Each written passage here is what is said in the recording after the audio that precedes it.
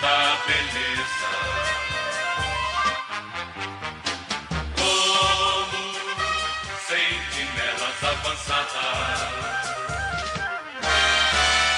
somos destemidos pioneiros.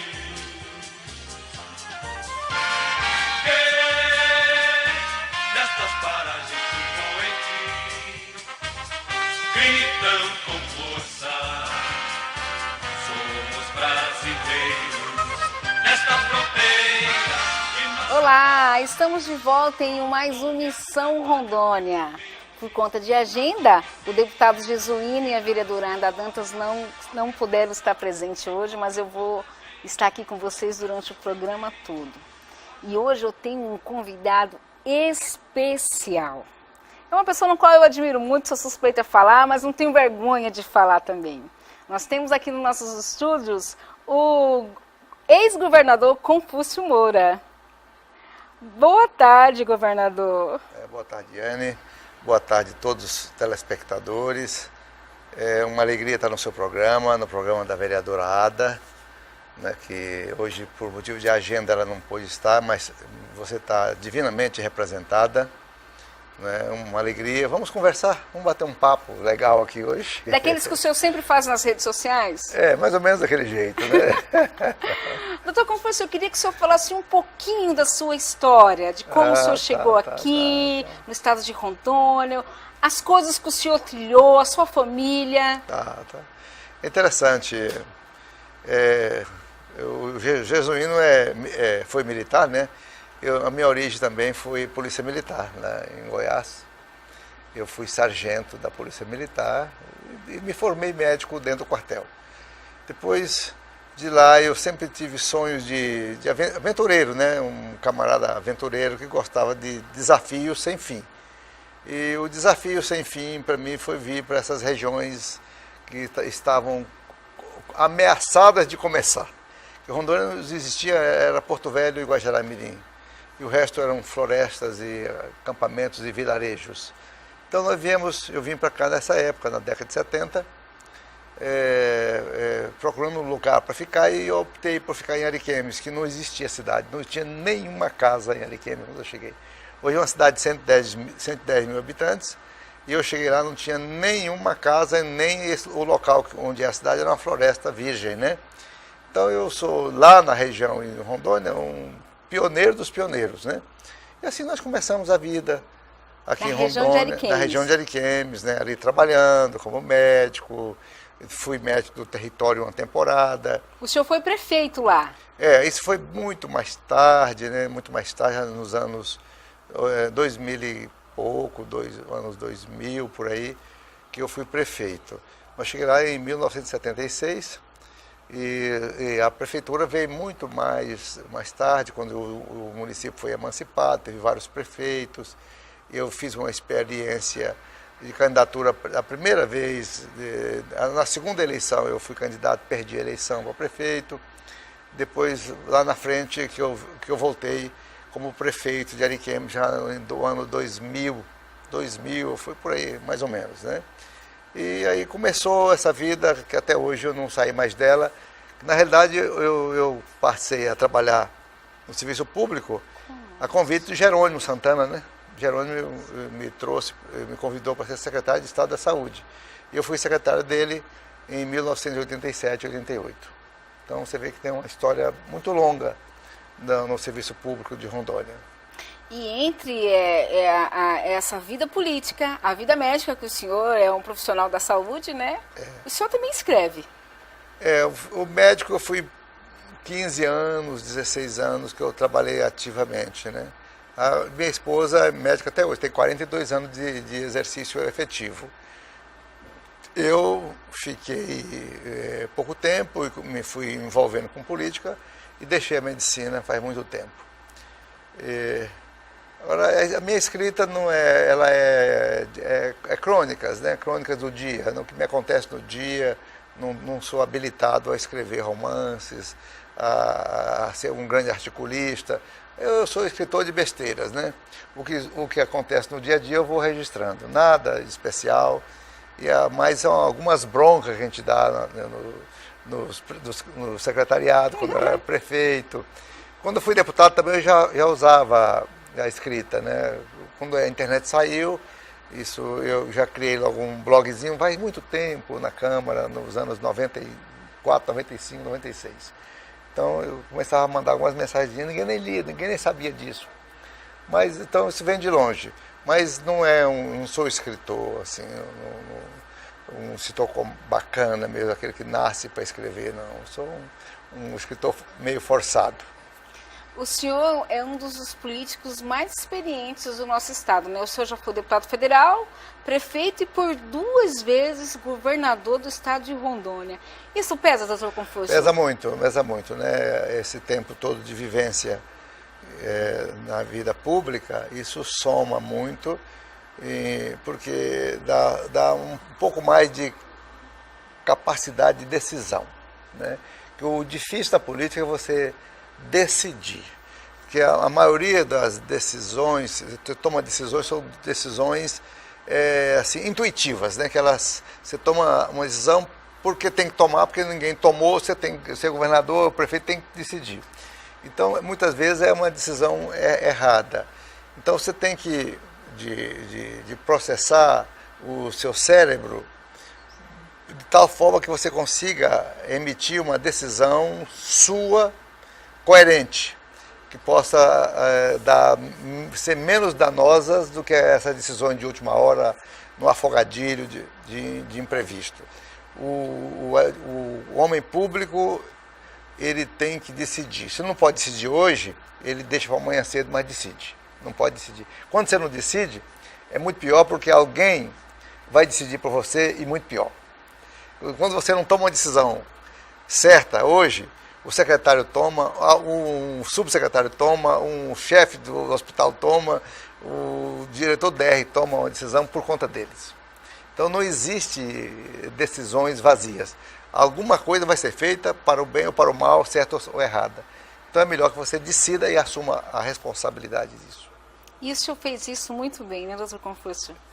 Nós trabalhamos assim, eu tenho comigo um princípio básico da prudência, né? Ser prudente, de engolir sapo, esperar um pouco, respirar 10 vezes para poder decidir. Não sou aquele cara que eu tiro... O senhor respira 10 vezes? Respira 10 vezes. Eu tenho um estilo comigo, é o seguinte, quando eu estou muito apurado, assim, muito gente em cima de mim querendo que eu decida coisa muito rápida, eu peço licença e vou no banheiro, né? Eu vou no banheiro, eu fico em pé, às vezes eu sento no vaso. Eu fico ali relaxando um pouco, respirando, tomo água. Aí eu volto, já venho com uma certa lucidez. Aí você consegue decidir melhor, colocar as coisas melhores ou pedir um tempo. E essa experiência toda que o senhor adquiriu nesse tempo todo de governo, hoje, o que ela pode ser útil para o desenvolvimento do nosso Estado? A minha contribuição já está feita, né? Os 7 anos e 3 meses que nós governamos Rondônia, nós deixamos as leis, tem muitas leis, projetos e planos. Nós temos planejamento para até o ano 2030 em Rondônia. Qualquer governador que for eleito ano que vem, ele tem que fazer 2 coisas. Ou ele revogar a Constituição, jogar a Constituição fora, ou ele tem que fazer pequenos ajustes no que eu deixei e seguir os eixos de desenvolvimento do Estado. Porque o Brasil tem um gravíssimo erro. Governar só por curto prazo. Eu só governo até semana que vem. É como se você só se preparasse para jantar hoje. Amanhã você não preocupa com o almoço e com o jantar de amanhã. Você fica sempre no imediatismo e querendo que as coisas sejam imediatas e você não pensa no longo prazo. O pensamento de longo prazo, nem sempre ele é correto, porque muitas vezes, por exemplo, o presidente Temer, ele está lá na presidência e não esperava essa greve dos caminhoneiros. E o tanto que ele está lutando e sofrendo por uma coisa imprevista que não estava planejada por ninguém e aconteceu e é grave. Então, você planeja o longo prazo, mas esse longo prazo ele vai flutuando um pouco você vai ajustando ele de acordo com as situações que vão aparecendo. Mas temos que pensar no longo prazo. Por quê? Por exemplo, Coreia do Sul. A Coreia do Sul, depois dos grandes sofrimentos das guerras homéricas que tiveram com a Coreia do Norte e outros países, a Coreia do Sul fez uma opção grandiosa: vamos investir em tecnologia e educação. São 30, 40 anos de avanços tecnológicos e na educação. Hoje é um povo super educado, é um povo que não existe analfabetismo, é um povo de alta qualificação tecnológica no mundo e uma produção industrial fantástica que vende para o mundo todo. Assim também foi a Polônia. A Polônia veio de uma fase crítica, quando ela foi governada pelo Lech Wałęsa, um sindicalista que prometia mundos e fundos, não deu conta e que depois assumiu o governo, ou uma linha liberal, consciente, fez um pacto de longo prazo, e a Polônia hoje é um exemplo de prosperidade na Europa. Então, o que o Brasil precisa fazer, Rondônia e outros estados, são os seus planejamentos. O que é que o Brasil quer de fato?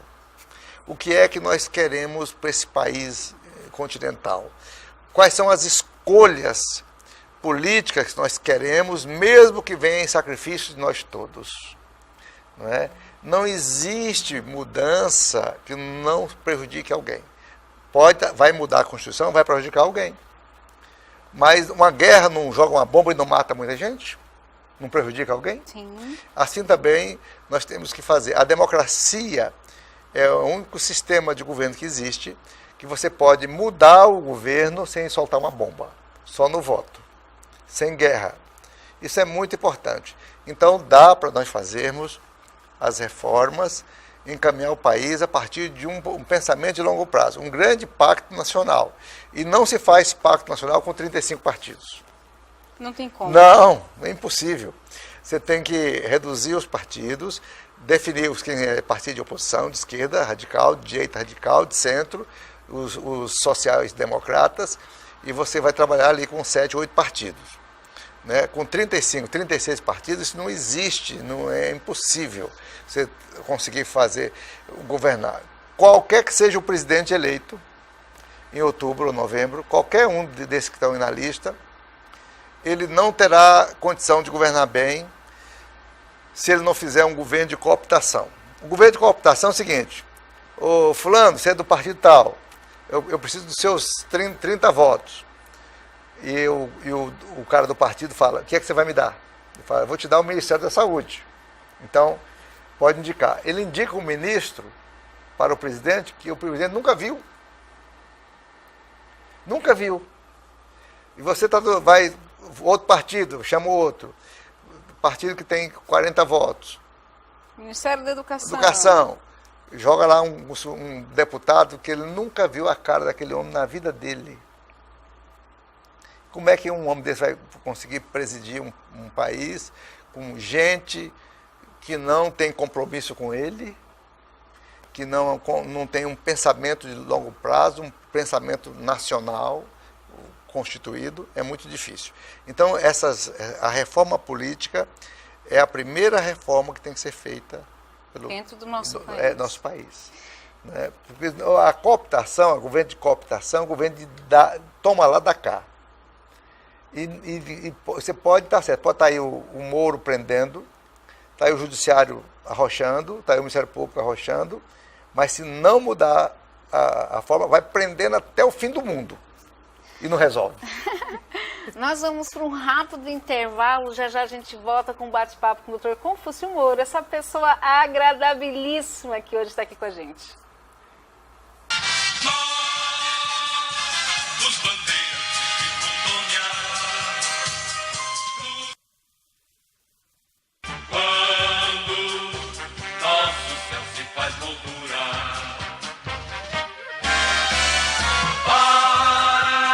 Estamos de volta aqui com o Dr. Confúcio Moura e ele estava falando para a gente como que esse país pode ir para frente, né?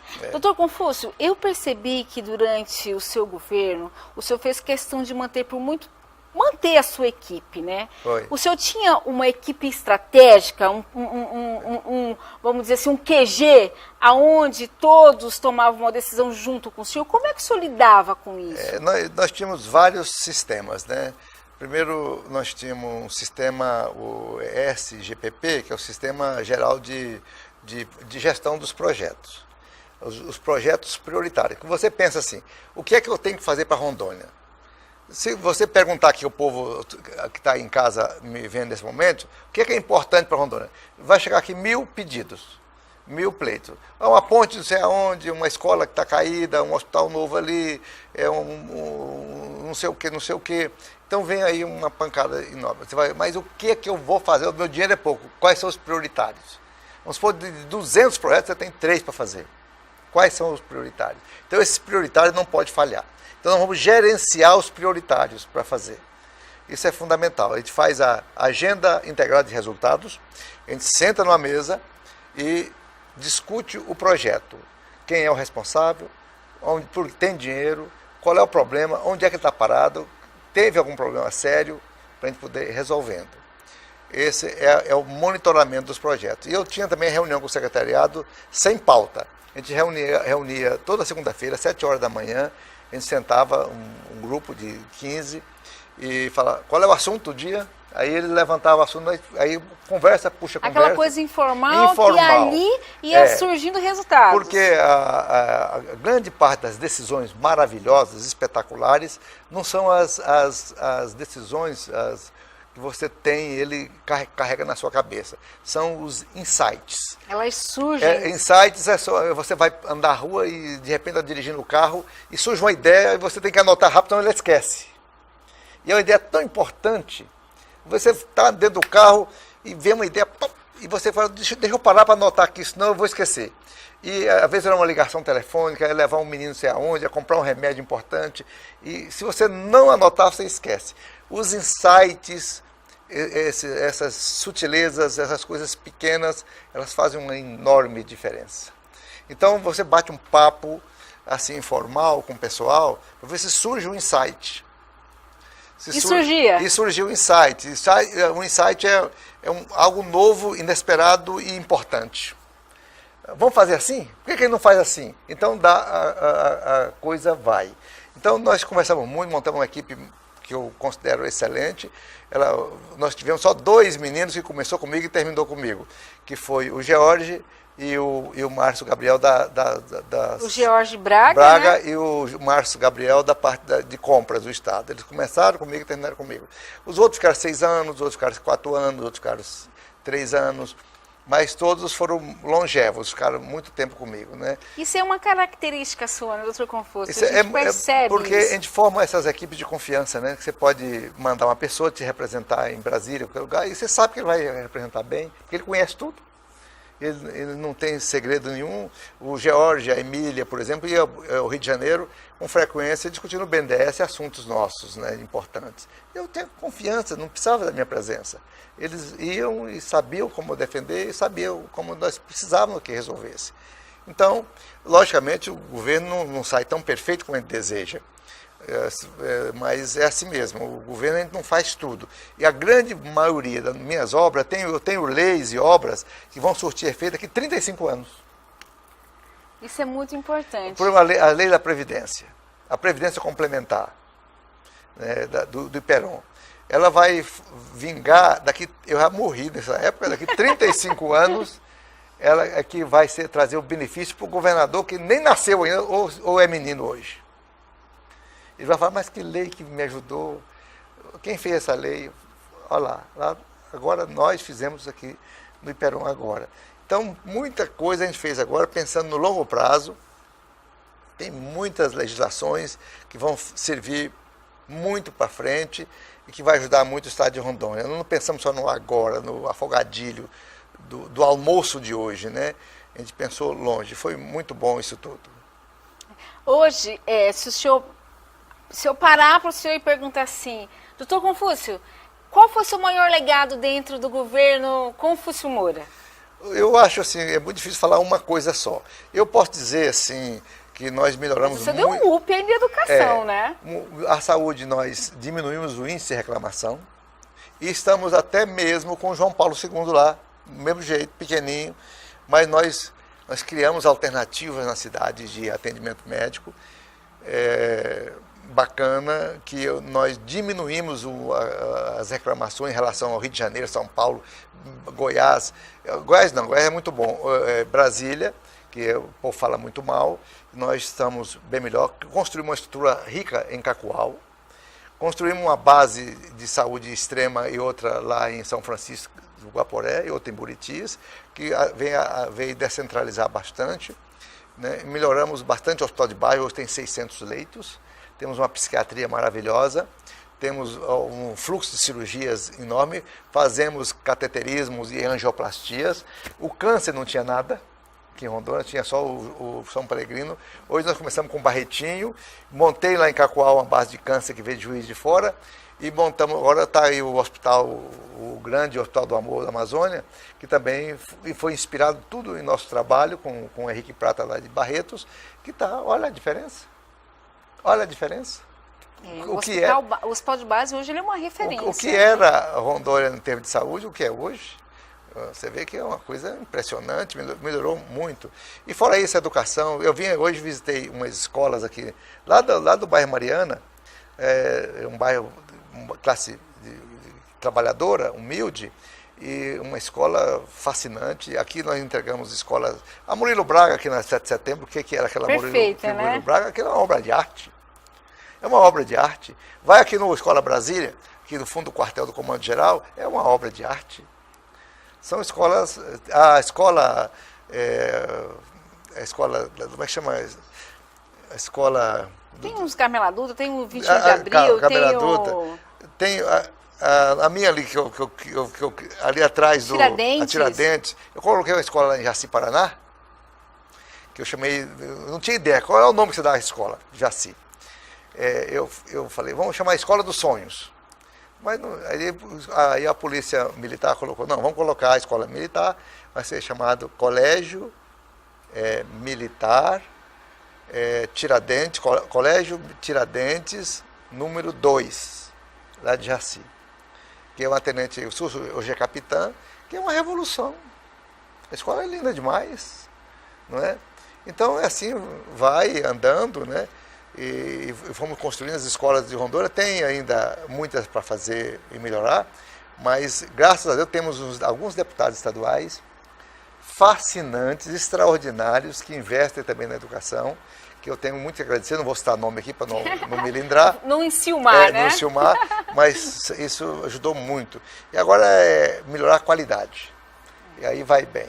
Nós deixamos um legado também na produção de alimentos. Somos o 4º maior exportador de carne do Brasil. Produzimos muita soja, muito milho. Ninguém pensava de Candeias e Porto Velho ter soja e milho, está entrando. Está entrando. Né? Ninguém esperava Porto Velho ter o maior rebanho bovino do estado, hoje é. Ninguém esperava, e é. E a quantidade de agroindústria, e a quantidade de café que nós produzimos no estado de Rondônia, a quantidade de peixe que a gente produz no estado de Rondônia, somos o maior produtor. Então nós levantamos a moral do estado, né? Isso foi muito positivo. O senhor sai deixando o governo, como o senhor mesmo diz, de uma forma muito positiva. O senhor é um pré-candidato ao Senado? Eu sou um pré-candidato ao Senado, né?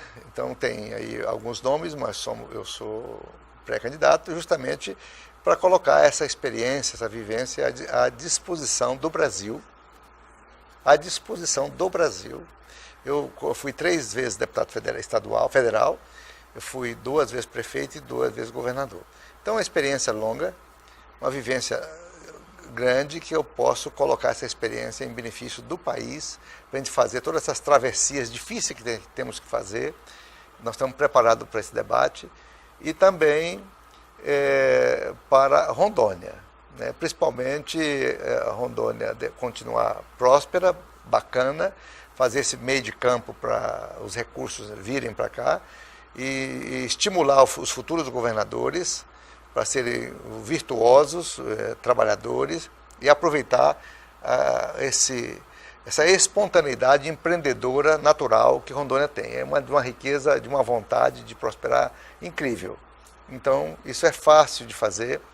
E, do outro lado, eu gostaria muito de apoiar o Exército Brasileiro na proteção das fronteiras, trabalhar duramente no orçamento da União, para que a gente reforce a fronteira de Rondônia com a Bolívia, um pedaço do Peru, e também, não só daqui, mas de todas as fronteiras brasileiras para diminuir as drogas, a entrada de drogas. Esse trabalho eu farei para as Forças Armadas brasileiras, com maior benefício. E tem tanta coisa para falar. Pode falar, fique à vontade. Eu gostaria também, do outro lado, que eu tenho fascinação pela pesquisa científica, principalmente pela Embrapa, né?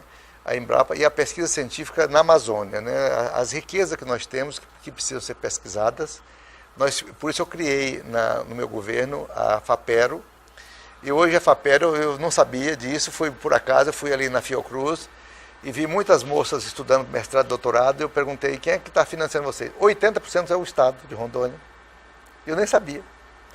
80% das bolsistas de doutorado e mestrado de Rondônia são pagos pela FAPERO, que é a Fundação de Pesquisa do Estado de Rondônia, criada por mim.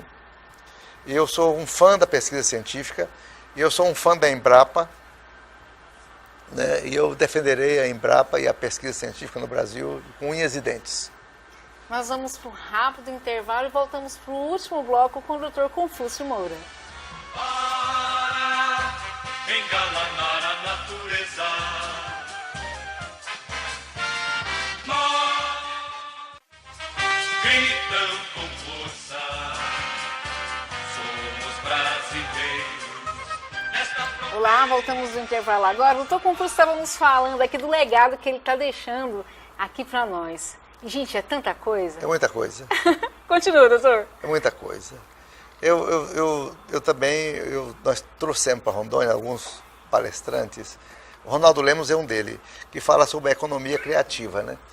A economia criativa é uma economia que não é de loja, de shopping, de nada.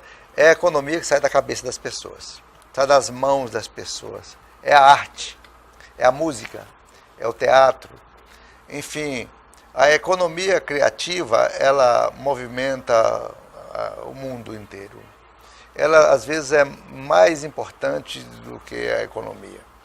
A Índia desenvolveu muito o filme, e desenvolveu muito a tecnologia, e a produção científica, a produção artística do povo indiano é muito grande.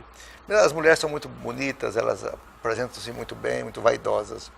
Então, a cultura de um país, como o carnaval, por exemplo, o carnaval brasileiro é uma festa impressionante, impressiona o mundo todo, né? Ela faz parte já de toda a tradição brasileira. As crenças, também muito importante. A gente chama isso de soft power, que é o poder leve. Soft power, poder leve. Poder leve. Eu te pergunto, a música brasileira, a música sertaneja, qual que toca mais nas rádios brasileiras? As músicas sertanejas. Mas onde é que estão os sertanejos do Brasil? Onde é que estão? Todo bom sertanejo tem que passar por Goiás. No Centro-Oeste, Centro-Oeste. O sertanejo é Centro-Oeste. É o Luan Santana no Mato Grosso do Sul, Vitor e Léo, e assim você vai... Leandro Leonardo. Leandro Leonardo, de Goiás. E você vai, as meninas, aquelas as irmãs gêmeas... Simone Silmara, tem um monte. Então, o sertanejo no Brasil movimenta uma riqueza de shows, de espetáculo, de beleza, né? Incrível. Um artista famoso, tipo Anitta, ou outros tantos, ou um Roberto Carlos, como eles são importantes para o Brasil, a imagem brasileira, vale muito mais do que de governador, do que senador, do que presidente da República. Com certeza. Então, e a arte nós deixamos aqui em Rondônia, as bases dela, o teatro, nós com 1.200 lugares. Que, por sinal, é um lindo teatro, né? E tem um anexo dele lá, com 380 lugares. Tem o Teatro de Ariquemes, que estamos concluindo com 520 lugares, não é? Tem a Ivan Marrocos reformada aqui agora. Tem o futuro Palácio, o Getúlio Vargas, onde eu fui o último governador lá, vai ser o Palácio da Memória. O centro da memória E bem no centro, né, de bem Porto no Velho. centro, lindo e maravilhoso. Isso é um legado. Eu não vou entregar, mas o outro governador vai entregar, vai fazer a festa. Vai ser algo extraordinário. As bibliotecas que nós temos estimulados a fazer no estado de Rondônia. Então, todo esse volume, essa musicalidade, a poesia. Eu gosto de poesia, eu gosto de literatura. Não é? Então, essas partes são tão maravilhosas. Por exemplo, quem é mais famoso na Colômbia? Né? É Gabriel Garcia Marques. Sim.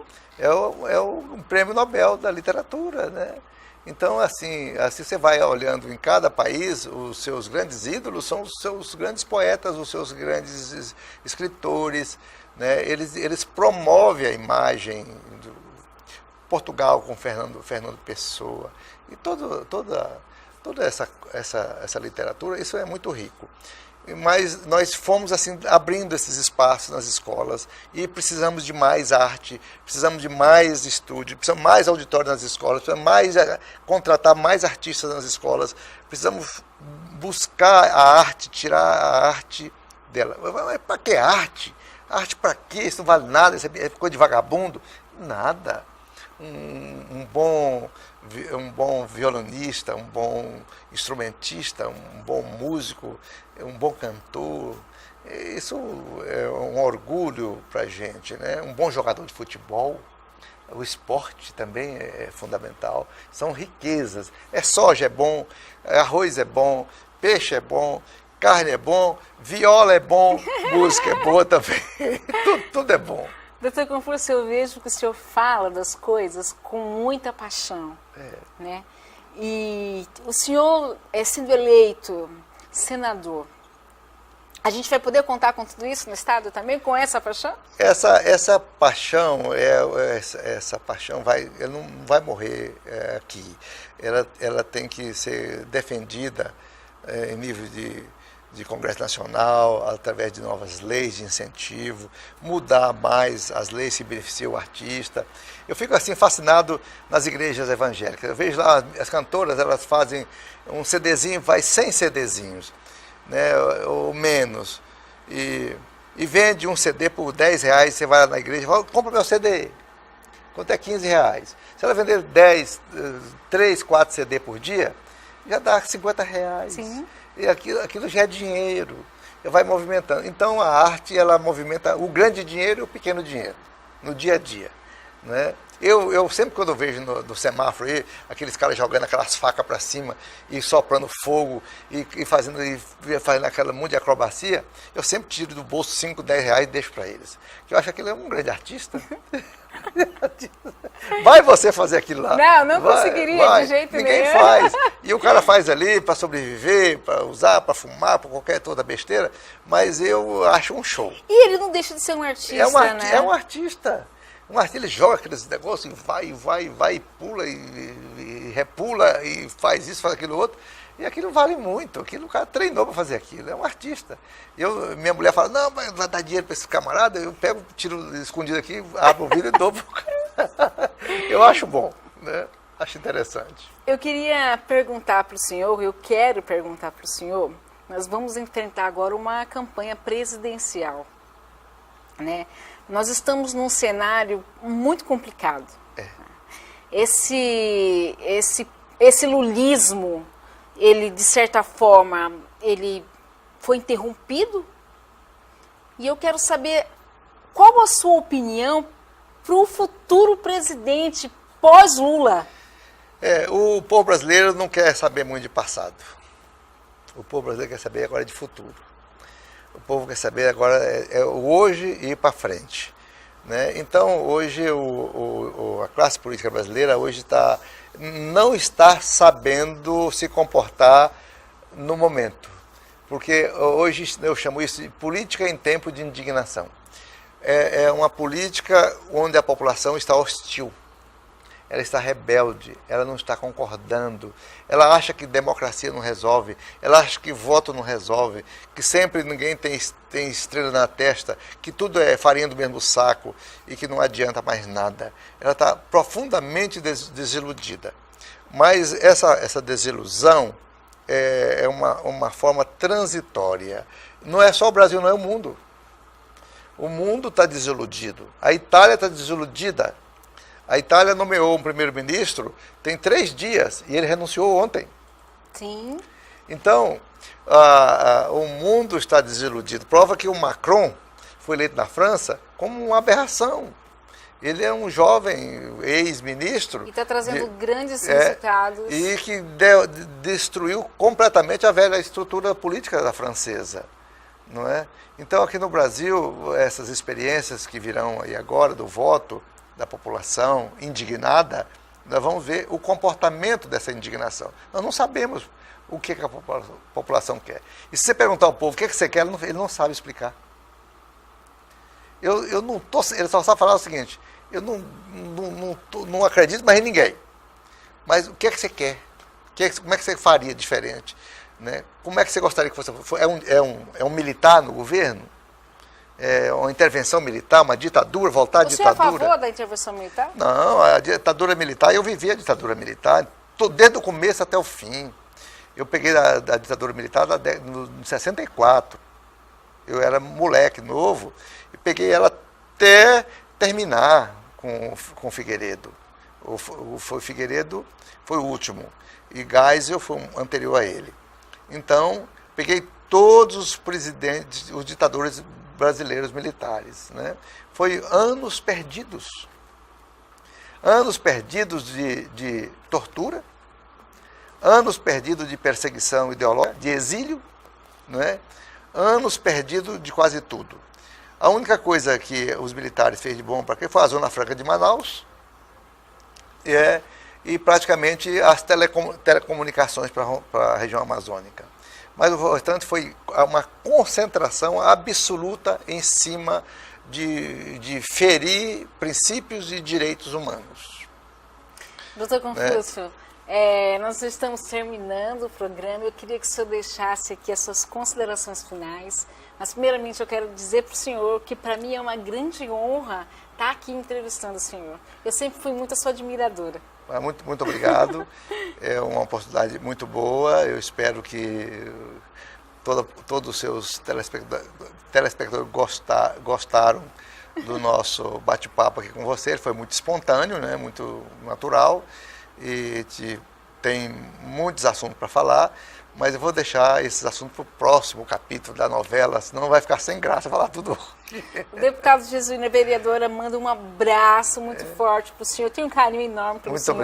Muito obrigado. Eu desejo muito sucesso aos dois, ao casal, né? Que são políticos, ativos. Isso é muito importante. E combativos. Boa sorte a eles, sucesso nessas próximas campanhas e sucesso à Rondônia inteira, sucesso ao Brasil inteiro.